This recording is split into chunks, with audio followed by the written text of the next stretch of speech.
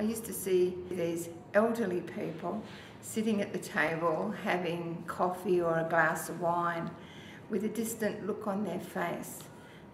And when I talked to them, they used to sit there all day because for them to go home there was nothing there for them. So the Spanish club actually became the centre of their lives because most of these people were retired. I spoke to a Spanish consul about this and decided, well, we spoke and formed an association which became known as the Spanish Community Care Association. Why is it an essential service? Why is it something they need, community needs? They need it because they can speak in their mother tongue. They need it because most people are lonely.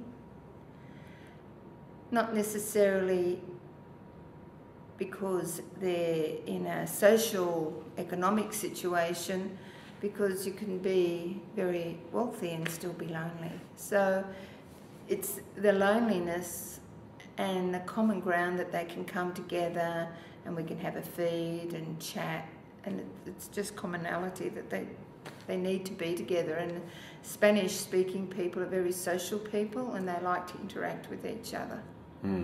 What would you require to provide the sort of service that you would like? Well, probably money.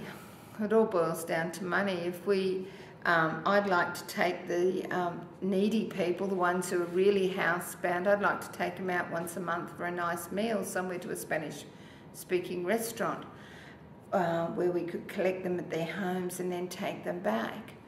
But we don't have the funds to do that. We don't have a bus, and it's just not practical. And these are the things these people need. They need to, unless we physically pick them up, if we're going on a bus excursion, they've got no way of getting out.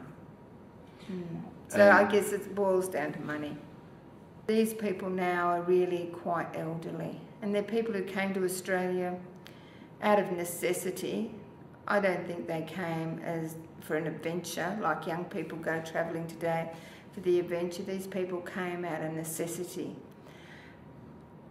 And it's quite sad, some of their lives, because they worked so hard, there was no time to learn English.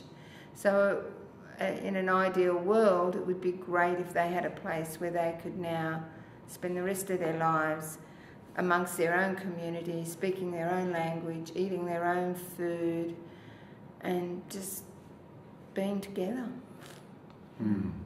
Because then they can't go back home, back to wherever their country of birth is, because they've been here too long, so they don't fit in.